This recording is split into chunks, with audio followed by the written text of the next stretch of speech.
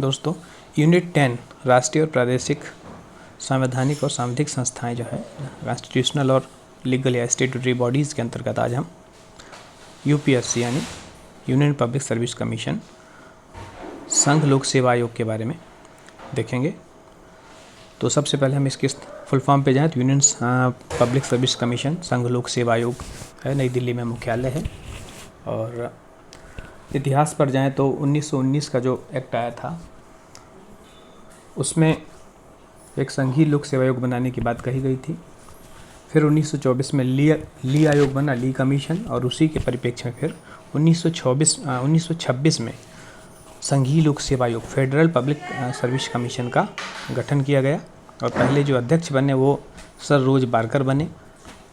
इसके बाद 1935 के भारत शासन अधिनियम में प्रांतों में भी पब्लिक सर्विस कमीशन गठित करने की बात की गई। अब चूंकि ये संवैधानिक आयोग है, कॉन्स्टिट्यूशनल बॉडी है, तो संविधान के किसी भाग और अनुच्छेद में इसका उल्लेख होना आवश्यक है। वो मतलब क्वेश्चन यहीं से जनरेट हो जाएगा कि किस भाग में है यूपीएससी का उल्लेख, तो भाग 14 में है। और आर्टिकल की बात करें तो 315 से लेके 323 के बीच में उसका उल्लेख है। चाहे हम यूपीएससी की बात करें या स्टेट पब्लिक सर्विस कमीशन की बात करें, दोनों का ही जो है उल्लेख है इन्हीं आर्टिकल्स में, इसलिए आपको 315 से लेकर 323 याद होने चाहिए। इसमें भी यदि आप छाँटें तो 315 में जो है पब्लिक सर्विस कमीशन के गठन की बात की गई है। 317 में इसके अध्यक्ष और सदस्यों को निष्कासन या हटाने की बात की गई है, किस तरीके से हटाया जाएगा। और 320 में आयोग के कार्य हैं और 323 में प्रतिवेदन है, मतलब आयोग के जो अध्यक्ष हैं वो राष्ट्रपति को प्रतिवेदन देंगे, जिनको राष्ट्रपति संसद के दोनों सदनों में रखवाएंगे। अब नियुक्ति की बात करें तो राष्ट्रपति नियुक्त करते हैं अध्यक्ष और सदस्य दोनों को। इनकी संख्या, इस आयोग में कितने सदस्य होंगे इसका जो है संख्या और योग्यता, इसका उल्लेख संविधान में नहीं है। और इस संबंध में संसद विधि बनाएगी और जिसके अकॉर्डिंग राष्ट्रपति इसको एग्जीक्यूट करेंगे। तो इस समय सदस्यों की संख्या 10 है और एक अध्यक्ष, मतलब 1+10 चल रहा है। उम्र सीमा 6 वर्ष या 65 वर्ष जो पहले हो। निष्कासन राष्ट्रपति करेंगे, अध्यक्ष और सदस्य दोनों पे ही ये सारी बातें समान रूप से लागू होंगी, लेकिन सुप्रीम कोर्ट की जांच के उपरांत जो निष्कर्ष होगा उसको मानने के लिए राष्ट्रपति महोदय बाध्य हैं। निष्कासन के आधार जो हैं, जैसा आप नीचे लिखा देख सकते हैं, दिवालिया हो गया हो संबंधित व्यक्ति, या अक्षम हो गया हो शारीरिक या मानसिक रूप से, किसी लाभ के पद में ज्वाइन कर लिया हो, या फिर कदाचार के आधार पे, इसके आधार पर इनका निष्कासन किया जा सकता है।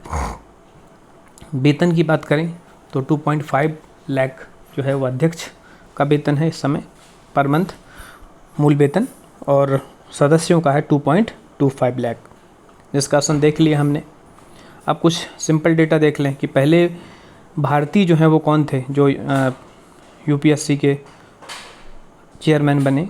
तो 1947 में आज़ादी के बाद HK कृपलानी जो है वो यूपीएससी के अध्यक्ष बने। पहली महिला अध्यक्ष की बात करें तो रोज मिलियम बैथ्यू रहीं।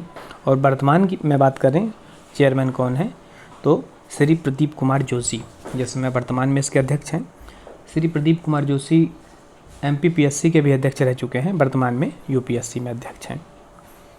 एक चीज़ और, आयोग के कार्यों पे देखें तो मुख्य कार्य है केंद्र स्तर पर, मतलब अखिल भारतीय स्तर पर ग्रुप A और ग्रुप B, इन दोनों सर्विसेज को कंडक्ट कराना मेन काम है।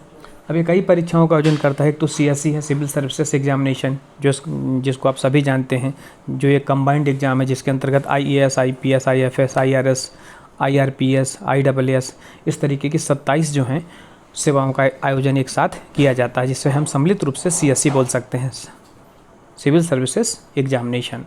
ठीक है, ये तो बड़ा कॉमन है, जिसमें आपको ये भी पता होना चाहिए कौन कौन सी सर्विसेज हैं। फॉर एग्जांपल IAS ये इंडियन एडमिनिस्ट्रेटिव सर्विस है, भारतीय प्रशासनिक सेवा। फिर IPS इंडियन पुलिस सर्विस, भारतीय पुलिस सेवा। IFS Indian forest service. ये 3 सर्विसेज जो हैं वो अखिल भारतीय सेवाएं कहलाती हैं, ऑल इंडिया सर्विसेज कहलाती हैं। इसमें आपको याद रहे कि जो CSE होता है उसके अंतर्गत IFS नहीं होता, IFS का एग्ज़ाम जो है वो अलग कंडक्ट कराया जाता है। फिर IRS होता है, इंडियन रेवेन्यू सर्विस। ऐसी IAAS Indian audit and account service. इसके अलावा यूनियन टेरिटरी की जो ग्रुप बी की सर्विसेज हैं वो भी CSE के थ्रू ही कंडक्ट कराई जाती हैं। फॉरेस्ट CSE और फॉरेस्ट सर्विस के अतिरिक्त Indian engineering service, Indian economic service, Indian statistical service, साथ ही NDA सेना में और CDS, इन सब की भर्ती भी UPSC कंडक्ट करता है। अब हम बात करें कि इसके अध्यक्ष और सदस्यों के एक पुनर्नियुक्ति से संबंधित प्रश्न कई बार पूछा गया है एग्जाम में कि अध्यक्ष हों या सदस्य हों, ये सिर्फ एक ही बार कार्य करेंगे।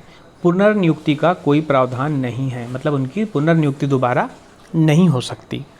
तो अध्यक्ष जो हैं कार्य करने जैसे ही वो पद सेवानिवृत्त होंगे तो भारत सरकार में कहीं भी नियोजित नहीं किए जा सकेंगे। लेकिन जहाँ तक सदस्यों की बात है तो सदस्यों को ऑप्शन है, क्योंकि ये सदस्य तो है और पुनर्नियुक्ति का प्रावधान नहीं है, लेकिन ये UPSC में अध्यक्ष बन सकते हैं। इसी तरीके से ये अन्य राज्यों में जो स्टेट पब्लिक सर्विस कमीशन होते हैं वहाँ भी अध्यक्ष बन सकते हैं। इसको भी आपको ध्यान रखना है।